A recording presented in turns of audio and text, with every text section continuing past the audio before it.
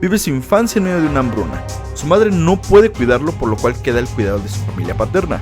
Su abuelita se nos va del otro lado por lo mismo de la hambruna. Le desviven al padre y tiene que cargar su cuerpo en medio de la nieve hasta el panteón. Y eso nada más fue su infancia. Ya en su etapa adulta, no lo dejan destacar en el deporte que practica y por lo tanto se ve obligado a huir, escapar de la Unión Soviética. Por lo mismo es perseguido por la KGB y tiene que abandonar a su familia, los cuales son encarcelados. Estuvo envuelto en políticas donde lo obligaban a jugar ahora con la Unión Soviética. Lo que es más, le toca luchar en una guerra usando parapsicólogos, ya saben, este tipo como psíquico. Hablemos de Víctor Kornoy. Inclusive he visto que lo pronuncian Korchnoi. Ok, que una gente como están. Pues su madre ni siquiera podía cuidarlo, o sea, imagínate. Y por tanto se queda al cuidado de su familia paterna. Lo conforman su padre, su abuela y su madrastra. Su padre se encontraba en un río cuando los hombres del Bigotitos, tú ya sabes quién, deciden bombardear el lugar donde estaba y pues me lo mandan para el otro lado. Hacía tanto frío porque estaban en medio del invierno y no tenían medios de transporte porque todos estaban destruidos, por lo cual le toca cargar el cuerpo de su padre, arrastrarlo en medio de la nieve del frío y llevarlo hasta el panteón. Luego la abuela no soportó las condiciones de hambruna y pues mira, para que te des una idea, el gobierno llegó a entrar a las casas para quitarles todas las raciones de comida y bajo esas condiciones se ve obligado a derretir la nieve para poder tomar agua. Yo creo que es como el equivalente a tomar agua de un charco. También le tocaba buscar entre los cuerpos notas de racionamiento de comida, que son como unos documentos que te dan para que puedas cambiarlo por comida, hasta que su madrastra, alguien con quien no compartía ningún vínculo de sangre, va y lo recoge. Hay una entrevista con Leonxo García, que si no sabes quién es Leonxo García, pues maravillosa jugada. Hablan sobre cómo tuvo la fortaleza mental para aguantar las presiones que le estaba dando la Unión Soviética dentro del deporte que practicaba. Y le comentaba con toda la razón del que si pudo sobresalir a pesar de las condiciones en las que vivió su infancia, pues es capaz de aguantar las presiones de este gobierno.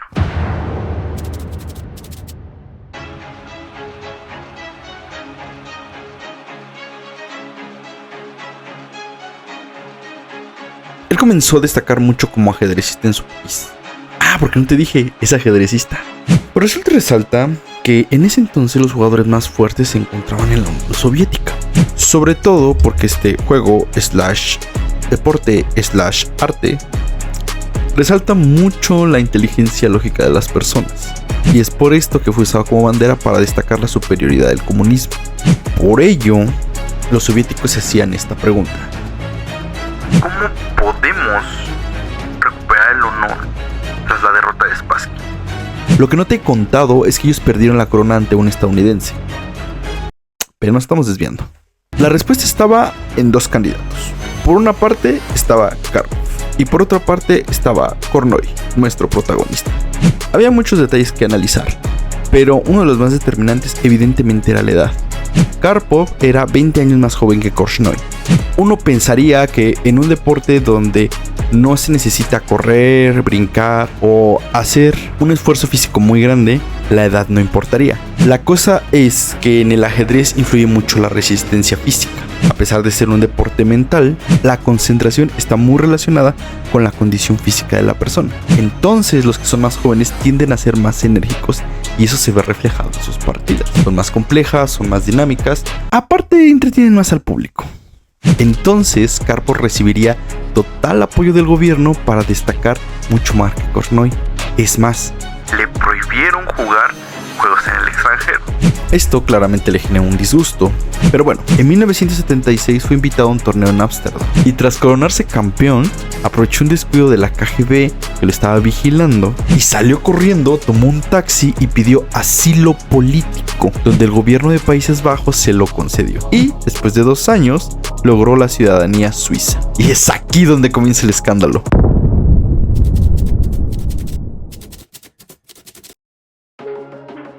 Imagínate esta escena, era el primer gran maestro en huir de la Unión Soviética. Tras varios intentos, logró ganar el torneo de candidatos. Ok, vamos a explicar rápidamente qué es el torneo de candidatos. El torneo de candidatos se podría decir que es el segundo evento más importante de todo el mundo del ajedrez, ya que determina quién será el retador oficial del Campeonato Mundial de Ajedrez. Los jugadores que participan en este torneo son algunos de los mejores ajedrecistas del mundo y el ganador obtiene el derecho a desafiar al campeón mundial vigente por el título.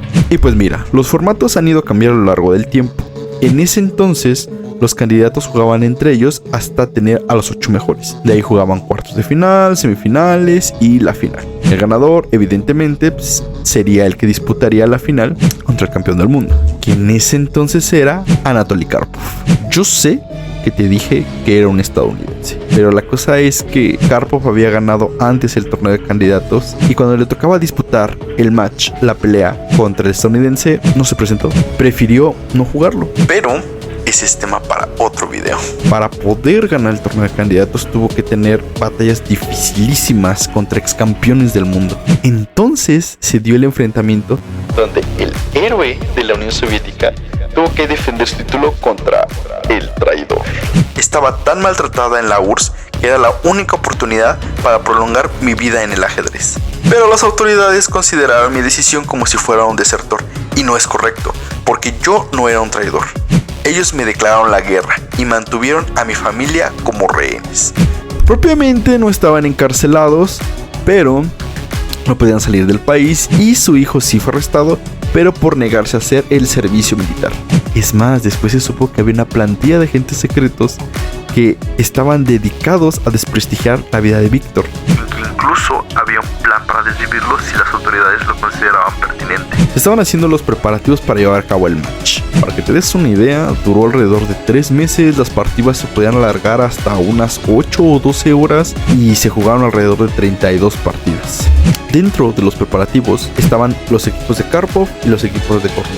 Querían que jugara con una bandera blanca donde se pudiera leer la inscripción Apátrida. Kornoy decidió aceptar usar la bandera blanca, pero cambiando la inscripción por Yo me escapé. Y el árbitro, sorprendido, simplemente se limitó a decidir que se jugara sin banderas. Y pues uno pensaría que hasta aquí se terminó el juego de niños, pero no hacía más que comenzar.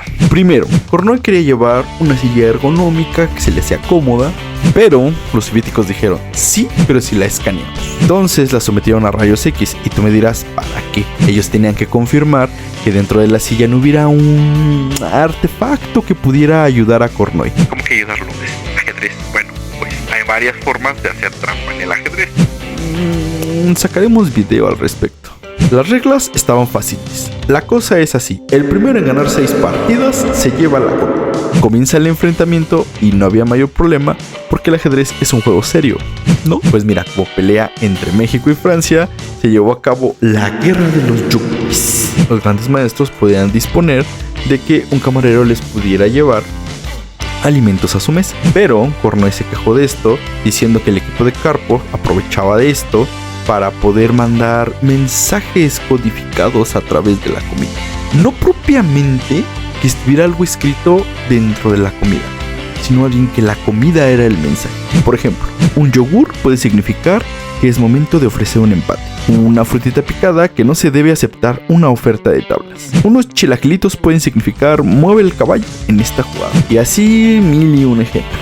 Y es que prácticamente en todos los enfrentamientos de ese entonces, y creo que hasta la fecha, no es un 1 contra 1, sino un equipo contra otro. Después de cada enfrentamiento nos vamos a retirar a nuestros cuartos y con el equipo vamos a analizar la partida, buscando debilidades, los puntos fuertes, cómo juega el otro jugador. Claro, eso era después de las partidas, cuando ya el resultado estaba escrito, pero durante los enfrentamientos también se iba haciendo el análisis.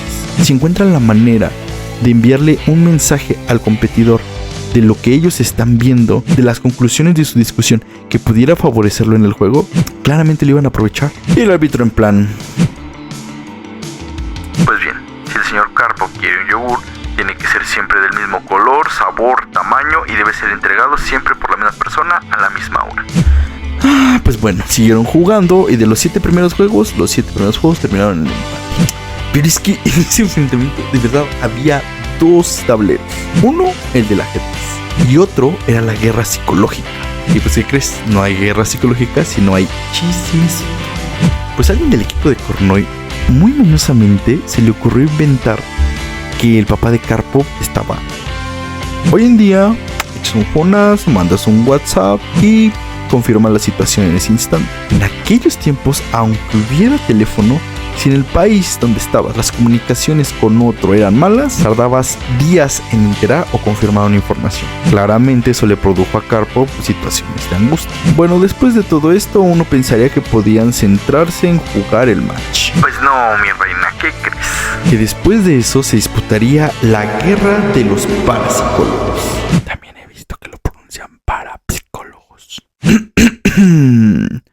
Un parapsicólogo es un investigador que estudia fenómenos paranormales o experiencias que no pueden ser explicadas por la ciencia convencional. Este incluye temas como clarividencia, precognición, psicoquinesis o telepatía. Yo creo que ya nadie lee libros para ver una definición, ¿verdad? Este es de Historia Universal de Grecia. Pues Karpov contrató precisamente un parapsicólogo, que se sentaba tal que así, en diagonal para estar viendo fijamente a Kornoy. Pregunta seria: ¿ustedes cómo piensan que un parapsicólogo pueda afectar la concentración de un ajedrecista para hacerlo perder? Es decir, yo me imagino a Kornoy tipo así. Yo sé que oyes mis pensamientos, muchacho.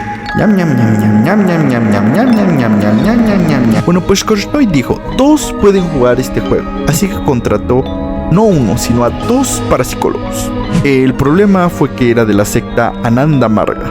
Y es que no habría mayor problema, sino que la secta estuvo involucrada en ciertos eventos controversiales. Ellos mencionan que tenía un enfoque completamente espiritual. Sin embargo, por ahí de las décadas de 1970 a 1980 en la India, pues algunos miembros de Ananda Marga fueron acusados de estar involucrados en eventos violentos. Y obviamente estas acusaciones hicieron ver a la organización pues con no muy buenos ojos en muchos círculos. Porque no te dije, estos parapsicólogos que contrataron estaban en libertad condicional, pues solo intentaban apuñalar a un funcionario indio, nada del otro mundo. Pues mira, pasaron otras 2 cosas. 1, llegaron a un acuerdo. Los parapsicólogos no entraban a la sala Y el señor Kornoy se quitaba sus lentecitos de sol que reflejaban todo y que molestaban a Karpov. Y pues ya a estas alturas el árbitro estaba bastante fastidiado con las peticiones y todo lo que estaban armando, así que decidió dejarlo ahí y que entrara otro árbitro a terminar la chamba. Y era el final del match. Estaban empatados 5-5 y aquí no hay tanda de penales. Todo se lo llevaría el próximo en ganar una partida. Y aquí es donde Kornoy se levanta, a pesar de las barreras del gobierno, a pesar de haber tenido que escapar de su país, a pesar de que no era el favorito, a pesar del conflicto de los yogures, a pesar de los chismes, a pesar de que se metieron en su mente. Kornoy hace un movimiento brillante y es el nuevo campeón de la partida. El match termina 6-5. Pero no es el final de su historia. No se rindió y volvió por la revancha. Volvió a ganar el torneo de candidatos y volvió a enfrentarse a Karpov. Para mí, no solamente luchó por el título mundial de ajedrez, sino que prácticamente se convirtió en un símbolo de resistencia y tenacidad. Miren, no sé ustedes, pero hay que admitirlo. No hay peor enemigo que el que no se rinde. Estar enfrente de personas así puede llegar a generar temor, pero es más bien un temor acompañado con respeto. Entonces, ¿estamos de acuerdo que terminó desafiando al mismo sistema que creó al monstruo? Por llamarlo de alguna manera, no necesariamente que es un monstruo. Algo importante a resaltar es que su juego era muy agresivo, porque en el ajedrez hay diferentes estilos de juego. Este señor, por ejemplo, era conocido por su fuerza de ataque y el contraataque. Es más, hablando en números, llegó a tener una fuerza de juego tal que alcanzó los 2825 puntos en el sistema Elo. Los más entendidos en el tema sabrán de lo que estoy hablando, pero para los que no, yo sé que tienes dudas, porque cuando yo leí esta historia yo me llené de dudas. ¿Qué es el Elo? ¿Cómo puedes hacer trampas en el ajedrez? ¿Quién es Spassky? ¿Qué pasó con el estadounidense? ¿Qué pasó con Karpov? Mira, este no es el primer ni el último escándalo en el mundo del ajedrez. Es más, vete por unas papitas o algo de tomar, porque esto apenas empieza. Y fuimos, Bartolo.